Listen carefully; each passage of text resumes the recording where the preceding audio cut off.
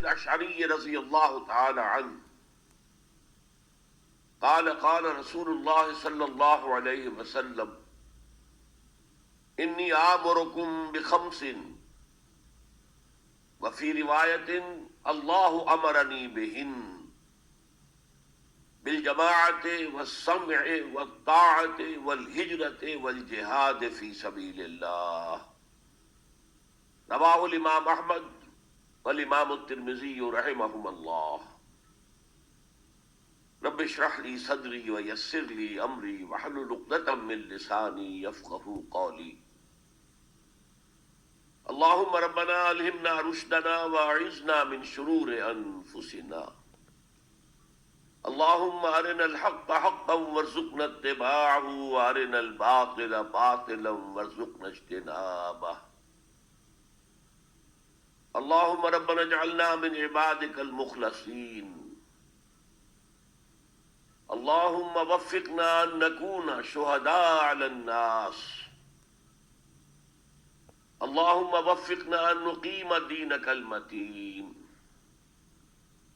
اللهم وفقنا أن نهجر كل ما تكرهه اللهم وفقنا أن نجاهد في سبيلك بأموالنا وأنفسنا اللهم ارزقنا شهادة في سبيلك آمين يا رب العالمين. Dear brothers and sisters and sons and daughters in Islam, and also the brothers and sisters and sons and daughters from Adam and Eve, may Allah bless you all. As you know, the topic of my speech or presentation this morning is a comprehensive view of the duties of a Muslim. As regards the importance of this subject, a simile or an example will suffice. Imagine you employ a person and you tell the employee, these are your 10 duties, you have to perform them daily. Now by some accident, somehow, he forgets 7 duties and remembers only 3. So although he might be very sincere, very hardworking, but all his performance will be regarding the 3 duties that he has remembered. Regarding the rest of the 7 duties, his performance will be 0, nil. So in the eyes of the employer, will he be a successful employee? So in the same way, if we don't know all the duties that Allah subhanahu wa ta'ala has put on our shoulders, and know only some of them, and we are performing them, fulfilling them with top sincerity and hard work, we are running the risk of being declared on the day of judgment as unsuccessful. Now with this introduction of the subject, let me give you another example. You should have that in your mind. It will make my subject very easy to understand for you and very easy to explain by me. Imagine a 3-storied building. On the ground floor there are only 4 pillars, nothing else. Today you have this, that the ground floor remains open for parking. 4 pillars are there. But you know, underneath the pillars, there is the foundation. And this foundation also consists of 2 parts. The real foundation is underneath, below the ground level. It cannot be seen, it is invisible. But a part of it is above the ground level. We call it plinth. That is also a part of the foundation. Now on this foundation rests the four pillars. And then comes first roof. Above this first roof, the pillars are continuing, but they are not visible because walls have been constructed. But we know that the load of the other stories is being transmitted to the foundation through the same pillars. Then there is the second roof, and in the same way there is a third roof. Starting from below, the real foundation, below the ground level, invisible. Then the plinth, that is visible, part of the foundation. Then the four pillars, then the first roof, then the second roof, then the third roof. Now, who is a Muslim? Legally, a Muslim is one who testifies that there is no God except Allah. He is alone. Wahdahu la sharika lahu. There is none partner with him or equal to him. And then he accepts four pillars, four modes of worship: as-salah, az-zakah, as-sawm, al-hajj. He is a Muslim. Now what are the duties of this Muslim? The first duty and the foremost duty and the most important duty, on which depend all the other duties, that is to have real Iman, to have the real foundation of Iman in his heart. The Iman should reach the level of personal conviction, not only a verbal attestation. No. Verbal attestation makes you a Muslim. You are not a Momin. Until the real faith, the real belief reaches a level of conviction and enters your heart. So the first duty is, Ya ayyuhallazina amanu, aminu. Now these are two imans.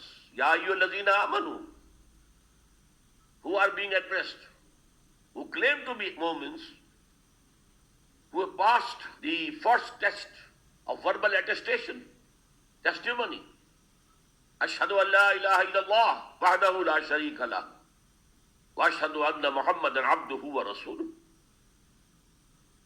But verbal testimony is something else, and real conviction is something else. There is a world of difference between the two. Unless you have that real faith, the burning faith, the living faith, reaching the level of personal conviction, you can't build the upper structure of the building. You need a very firm foundation underneath. And just as the foundation is not visible, this real faith, this burning faith, this living faith, the faith to the level of conviction is invisible. Only the part of it, verbal attestation, is visible. Now how to get that Iman? It's a practical question. There are three ways of getting real faith. Number one, very easy. Keep the company of those who have real faith, who have conviction. Iman will flow from their hearts to yours. Just as if you are sitting in front of a furnace, heat will reach you without any effort on your part. It's the natural phenomenon. So in Surah Tawbah, Allah says, Ya ayyuhallazina amanu kunu ma'as sadiqeen. Keep the ma'iyyat, keep the company of those true Momins. This way, that true Iman will flow as a natural phenomenon from their hearts to your hearts. But this Iman will have no intellectual dimension, no understanding. You are getting the heat, but you don't know how it is coming. Only a scientist knows it. So without understanding Iman, you will have Iman, you will have blind faith, you may call it. And I am not using this word to degrade that blind faith. Blind faith is very powerful. People are ready to lay down their lives on the basis of blind faith. The second method of getting this Iman is practicing of Islam, establishing the 5 prayers daily,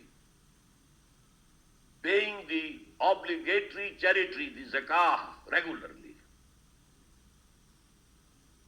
and adding to it additional sadaqat, additional charity, and then observing fasting during the month of Ramadan, and then performing Hajj if he is capable of doing it. This practice on this Islam, this is Islam. So practice of Islam will also result in an Iman in the heart.